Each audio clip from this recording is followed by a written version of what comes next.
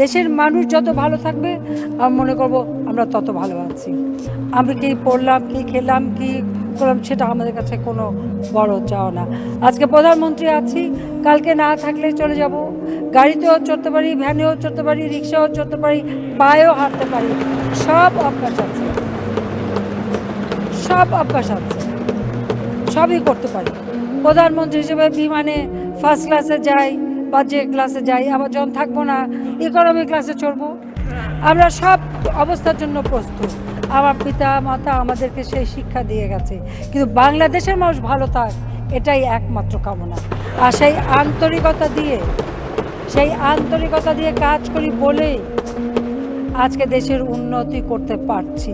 যদি শুধু নিজেদের কথা ভাবতাম তাহলে কিন্তু পারতাম না। মাননীয় স্পিকার লোভে পেয়ে বসতো, তা আল্লাহর রহমতে সে লোভ আমাদের পাইনি।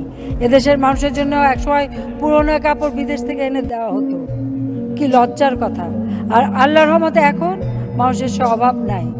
এমনকি এখন যে কাপড় পাঠাচ্ছে, ঈদের সময় কাপড় পাঠিয়েছে এলাকা থেকে লোক এসে বললো, আব্বা কাপড় তো পাঠাচ্ছেন, দেবার লোক খুঁজে পাই না। দেশের মানুষের এখন পেটে ভাত আছে, তাদের মাথা গোঁজার ঠাঁই আছে। আর যেটুকু বাকি আছে হিসেব করেছি 2,80,000 মানুষ তাদের ঘর নাই। নদী ভাঙনে অনেকে নিঃস্ব হয়ে গেছে।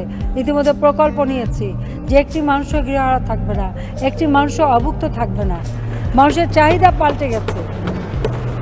আগে 81 পরে বাংলাদেশে এসে যখন ঘুরতাম তখন মানুষ বলতো পেটে ভাত নাই, হাড্ডিসার কঙ্কালসার এলাকা আমি দেখেছি। মাননীয় স্পিকার, ওই মাননীয় আমাদের সংসদ সদস্য এরশাদ সাহেবের এলাকা রংপুর, তারই জায়গা উপজেলা গঙ্গাচড়া নৈহালিতে গিয়েছিলাম।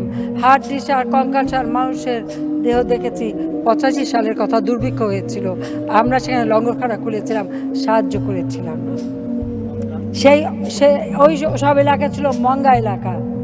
আল্লাহ রহমতে আমরা আওয়ামী লীগ ক্ষমতা আসার পর মঙ্গা শব্দ মানুষ ভুলে গেছে। নিজের চোখে মানুষের দুরবস্থা দেখেছি এবং সেই দুরবস্থা দেখেই তাদের উন্নতিটা কিভাবে করব সেটাই আমাদের কাছে সব থেকে অগ্রগামী পরিকল্পনা। যে বাংলার মানুষের জন্য তিনি তার সারাটা জীবন ত্যাগ স্বীকার করে গেছেন, যে বাংলার মানুষের জন্য তিনি জীবন দিয়ে গেছেন, আমার মা আমার ভাইরা সবাই জীবন দিয়ে গেছে। সেই বাংলার মানুষ যেন ভালো থাকে, উন্নত জীবন পায়, সুন্দরভাবে বাঁচতে পারে, সেইটুকু যেন গড়ে দিয়ে যেতে চাই। আল্লাহর কাছে শুধু সেইটুকুই চাই যে বাংলার মানুষের ভাগ্য।